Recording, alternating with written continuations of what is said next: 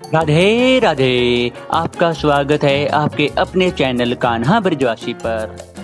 आज हम बात करेंगे रक्षाबंधन क्यों मनाया जाता है।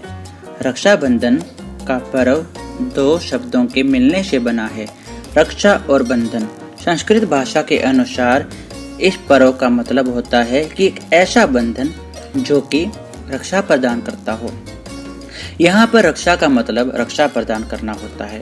बंधन का मतलब एक गांठ, एक डोर जो कि रक्षा प्रदान करे। ये दोनों ही शब्द मिलकर एक भाई बहन का प्रतीक होते हैं।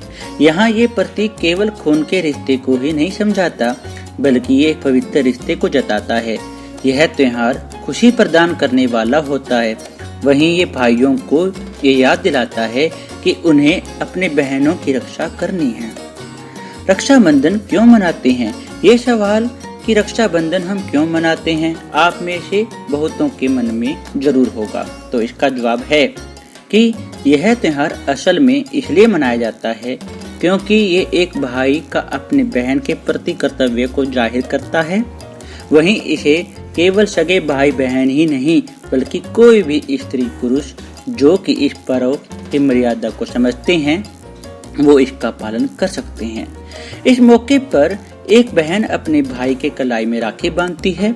वहीं वो भगवान से ये मांगती है कि उसका भाई हमेशा खुश रहे, स्वस्थ रहे।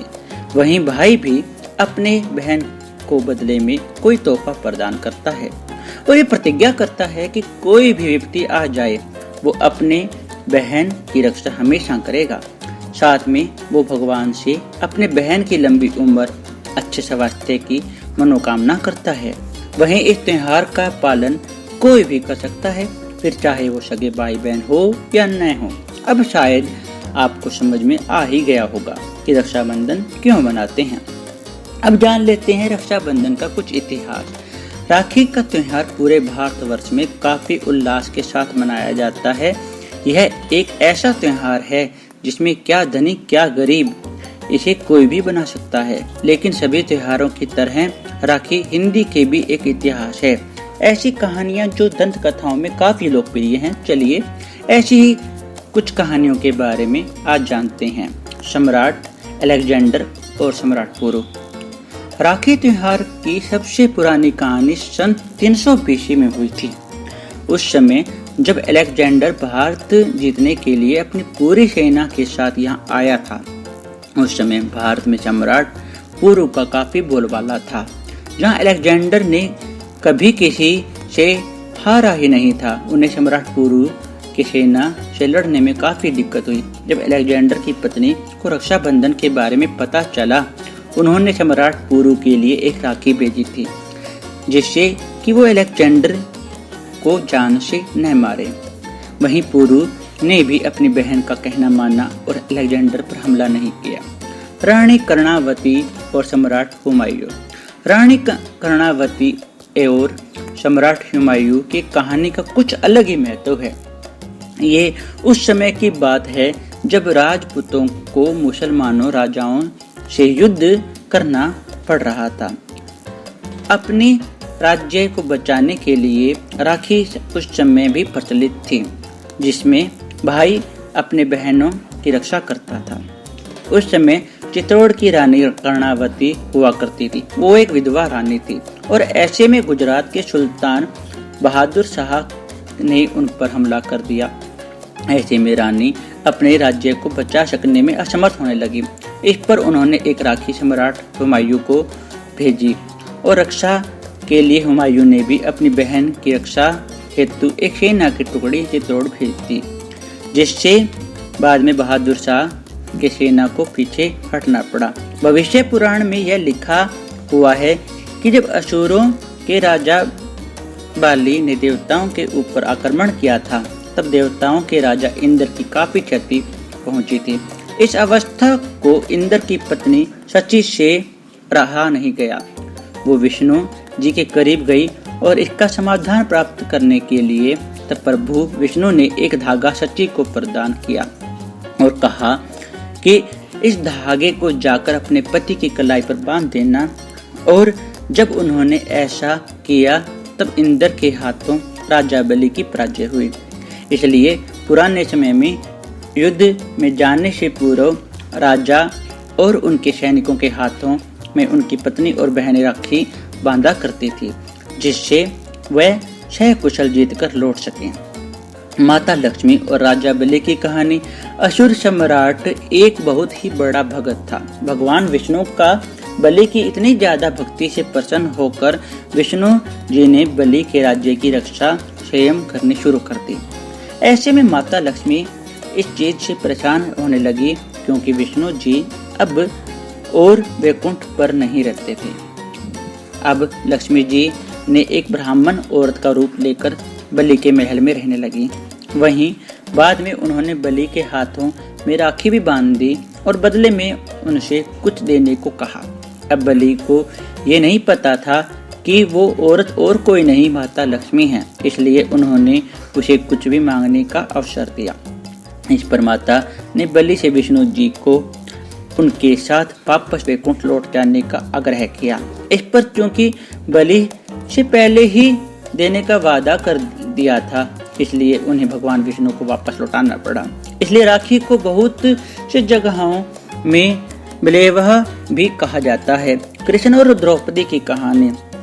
लोगों की रक्षा करने के लिए लॉर्ड कृष्णा को दुष्ट राजा शिशुपाल को मारना पड़ा। इस युद्ध के दौरान कृष्ण जी की उंगली में एक गहरी चोट लग गई थी, जिसे देखकर द्रौपदी ने अपने वस्त्र का उपयोग कर उनकी खून बहने की धारा को रोक दिया। भगवान कृष्ण को द्रौपदी की इस कार्य से काफी प्रसन्नता हुई। उन्होंने उनके साथ एक भाई बहन का रिश्ता निभाया।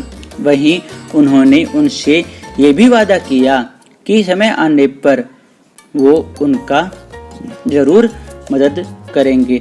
बहुत वर्षों बाद जब द्रौपदी को कुरु सभा में जुए के खेल में हारना पड़ा, तब कौरवों के राजकुमार दुशासन ने द्रौपदी का चीरहरण करने लगा। इस पर कृष्ण ने द्रौपदी की रक्षा करी और उनकी लाज बचाई। महाभारत में राखी। भगवान कृष्ण ने युधिष्ठिर को यह सलाह दी कि महाभारत की लड़ाई लड़ने से पहले खुद को और अपने सेना को बचाने के लिए उन्हें राखी का जरूर से उपयोग करना चाहिए। युद्ध में जाने से पहले इस पर माता कुंती ने अपने नाती के हाथों में राखी बांधी थी। वह द्रौपदी ने कृष्ण के हाथों पर राखी बांधी थी। संतोषी माँ की कहानी। भगवान गणेश के दोनों पुत्र शुभ और लाभ इस बात को लेकर परेशान थे कि उनकी कोई बहन नहीं है, इसलिए उन्होंने अपने पिता को एक बहन लाने के लिए जिद की। इस पर नारद जी के हस्तक्षेप करने पर बाध्य होना पड़ा। भगवान गणेश को संतोषी माता को उत्पन्न करना पड़ा और अपनी शक्ति का उपयोग कर। वहीं ये मौका रक्षाबंधन ही था जब दोनों भाइयों को उनकी बहन मिली। यम और यमुना की कहानी। एक लोक कथा के अनुसार मृत्यु के देवता यम ने करीब 12 वर्षों तक अपने बहन यमुना के पास नहीं गए। इस पर यमुना की काफी दुखी हुई। बाद में गंगा माता के परामर्श पर यम जी ने अपने बहन के पास जाने का निश्चय किया। अपने भाई के आने से यमुना को काफी खुशी प्राप्त हुई और उन्होंने यम भाई का काफी ख्याल रखा। इस पर यम काफी प्रसन्न हो गए और यम कहा कि यमुना तुम्हें क्या चाहिए, जिस पर उन्होंने कहा कि मुझे आपसे बार बार मिलना है, जिस पर यम ने उनकी इच्छा को पूर्ण भी किया। इससे यमुना हमेशा के लिए अमर हो गई। भारत के दूसरे धर्मों में रक्षाबंधन कैसे मनाया जाता है, यह बात भी हम जान ही लेते हैं। यह त्योहार जैन धर्म में काफी हर्ष और उल्लास के साथ तो मनाया जाता है। वहीं इसे भारत के उत्तरी प्रांत और पश्चिमी प्रांतों में ज्यादा मनाया जाता है। इसके अलावा भी दूसरे देशों में भी इसे मनाया जाता है, जैसे कि नेपाल, पाकिस्तान, मॉरिशस में भी मनाया जाता है। जैन धर्म में जैन पंडित भक्तों को पवित्र धागा प्रदान करते हैं। सिख धर्म में भी इसे भाई और बहन के बीच मनाया जाता है। वहीं इसे राखड़ी या राखरी कहा जाता है। भारतीय धर्म संस्कृति के अनुसार रक्षाबंधन का त्योहार श्रावण माह की पूर्णिमा को मनाया जाता है। यह त्योहार भाई बहन को स्नेह की डोर से बांधता है। इस दिन बहन अपने भाई के मस्तक पर टीका लगाकर रक्षा का बंधन बांधती है, जिसे राखी कहते हैं। राखी बहुत ही पवित्र और बहुत ही पुराना त्योहार है।